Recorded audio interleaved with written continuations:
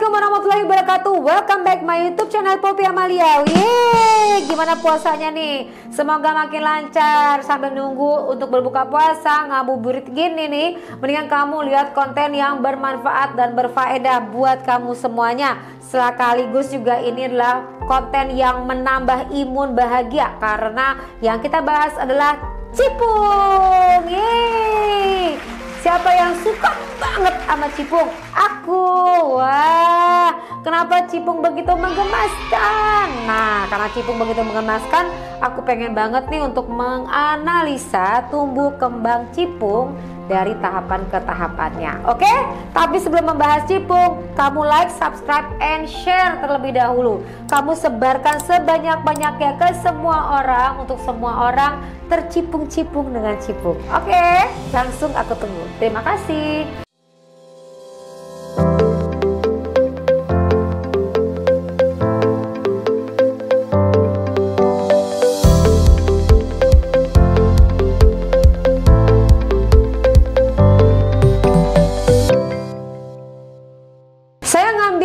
Pembahasan mengenai cipung dari Rans Entertainment ya. Di situ di YouTube-nya itu ada terpesona cipung ajak Nagita duet nyanyi di kafe. Semua pengunjung dibikin gemes.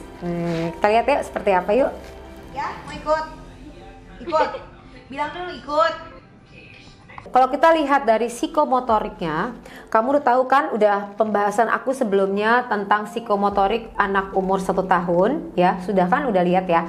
Nah, di situ kan ada tahapan-tahapannya psikomotoriknya, dia udah bisa berjalan apa belum dan hal-hal lainnya ya. Kamu udah ngeliat kan di kontennya Amina, oke? Nah, kalau kita compare ya kondisi ini cipung udah bisa jalan gitu loh, sama kayak Amina lah, udah bisa jalan napak gitu kan, seperti itu. Berarti psikomotoriknya di atas rata-rata. Bagus nih, tapi kita lihat kenapa bisa sampai seperti itu, karena yang mengurusi cipung tuh kan banyak ya, dan cipung tuh dapat stimulasi dari ayahnya, dari ibunya dengan baik, dengan sempurna. Nah, jadi cipung di sini dapat terstimulasi dengan baik dari ayah dan ibunya serta lingkungannya dengan berbagai macam aktivitas, dan semua juga mengajaknya bermain. Kakaknya juga sangat mendukung loh, Rafathar, luar biasa ya.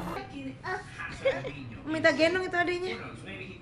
Dan pada saat disamperin sama si adeknya juga ngangkat tangan minta gendong sama kakaknya. Kakaknya juga lagi puasa. Waduh, keren banget sih Mbak Gigi untuk bisa menstimulasi anak menjalankan ibadah puasa gitu kan. Kemudian hubungan mereka kakak adek begitu akur gitu. Ini yang keren orang tuanya. Ayo bilang ayo gitu. Ayo gitu. Dan pada saat dinyatakan ayo A bangun, itu si adiknya ngebangunin AA-nya. Jadi dia dalam hal ini memahami instruksi dengan baik. Nah, kalau memahami instruksi dengan baik ini pengaruh kepada kognitifnya atau proses berpikir manusia untuk bisa menerima informasi dan mengaplikasikannya serta menyelesaikan masalah demi masalah. Jadi pada saat dengar suara dari ibunya disuruh untuk membangunkannya, dia bisa menerima dengan baik. Nah, kamu tahu kan tahapan anak umur 1 tahun kognitifnya? Kamu lihat kontennya Amina ya, yang aku sudah pernah bahas sebelumnya. Ayo gitu. Oh, panggil Balala. Nah, pada saat AA belum bangun, dipanggil. Maksudnya dia memanggil Balala untuk ngebangunin. Panggilin lah, gendongin gitu. Ayo sama Mas ini, ayo. Dan pada saat berjalan menuju ke Mbak Lala juga lancar ya jalannya ya, tidak jatuh-jatuh, konsentrasi. Wah, ini keren nih psikomotoriknya nih. Ya, ayo sama Mama, ayo. Ayo. Ayo kita pergi sama Mama, ayo. Pergi, kita gendong. Takut ditinggal. Iya. Dan dia langsung juga pergi sama Mama langsung. Jadi hubungan dengan ibunya juga bagus. Nah, ini anak laki-laki bagus hubungan dengan ibu, nih bagus juga ke depan. Nah, bagaimana ia memperlakukan nanti teman-temannya, kemudian lingkungannya, karena pengaruh afeksi itu dia dapat dari ibu ya. Afeksi itu apa sih? Perasaan emosi ya. Jadi artinya bisa mengolah emosi, marah, sedih, takut, khawatir dan lain-lain. Jadi kalau anak itu dapat hubungan emosionalnya bagus dengan ibu, pada saat dewasa dia juga merasa aman dan bisa berempati, simpati kepada orang lain. Ayo. Bangun kis dulu kis bangun. Nah, pada saat dibilangin kis dulu AA, nah itu adalah ajaran-ajaran yang diajarkan oleh Mbak Gigi untuk anaknya. Ini bagaimana caranya untuk bonding antara kakak dan adik, itu bagus banget. Ada suaranya tuh. Oh, udah. Dia juga bisa menirukan orang lain nih, pas lihat di 11.31 itu kan ngelihat ada yang main ada yang main gitar ya. Dia ngikut, oh dia megang mic, oh tahu nih mic untuk nyanyi, dan dia berusaha untuk bernyanyi. Jadi dan tidak khawatir dengan orang baru. Jadi aman. Kalau anak-anak yang aman itu biasanya kecerdasan emosinya bagus. Tidak perlu tidak khawatir ditinggal, artinya fulfill love-nya tuh dapat dari ayah dan ibunya.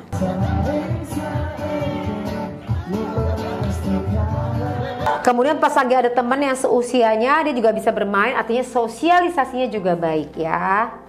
Nah, dari gambaran beberapa aspek tersebut dapat saya ambil kesimpulan bahwa Cipung memiliki kemampuan sosial yang di atas rata-rata. Ia bisa berinteraksi dengan anak orang lain dan orang lain serta lingkungan yang baru dan merasa aman. Kecerdasan emosinya juga merasa stabil. Jadi dapat digambarkan bahwa hubungan dengan orang tuanya aman. Hubungan dengan ayahnya juga luar biasa, karena kalau anak yang aman tidak merasa ketakutan, tidak merasa, artinya secure, berarti hubungan dengan ayahnya bagus gitu loh. Nah, kamu lihat lagi dari kontennya Amena, itu saya jelaskan tentang masalah bagaimana seorang anak apabila punya hubungan yang baik dengan ayah, maka si anak ini juga akan merasa secure. Nah, kemudian hubungan dengan ibunya juga bagus. Jadi kecerdasan emosinya juga sudah terbentuk dengan baik. Ini sebagai basic dasar seorang anak tumbuh kembang nanti kelak dewasa. Dari kecil apabila sudah dilatih dan diajarkan manajemen emosi dan memiliki hubungan bonding yang baik antara ayah dan ibu, ini akan menjadikan anak yang bahagia kelak ke depan, insya Allah.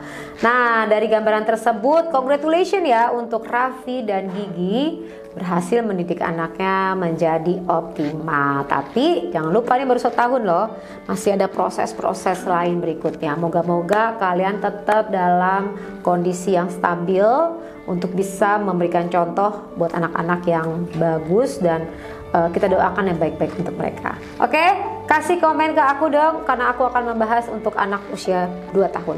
Kira-kira siapa sih anak yang kita perlu analisa?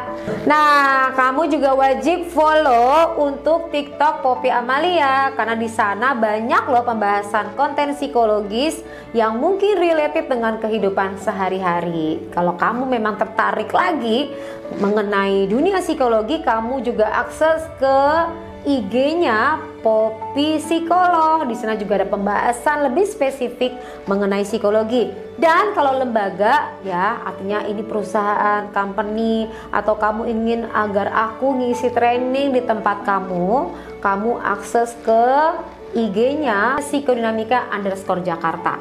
Lalu lebih lanjut mengenai lembaga kami, kamu bisa akses ke www.psikodinamika.com, atau kalau kamu ingin mengikuti pelatihan dan ingin memilih pelatihan-pelatihan apa dengan aku secara digital, kamu langsung ke www.poppyamalia.com. Oke? Aku tunggu di sana. Sampai bertemu lagi. Wassalamualaikum warahmatullahi wabarakatuh. Bye bye.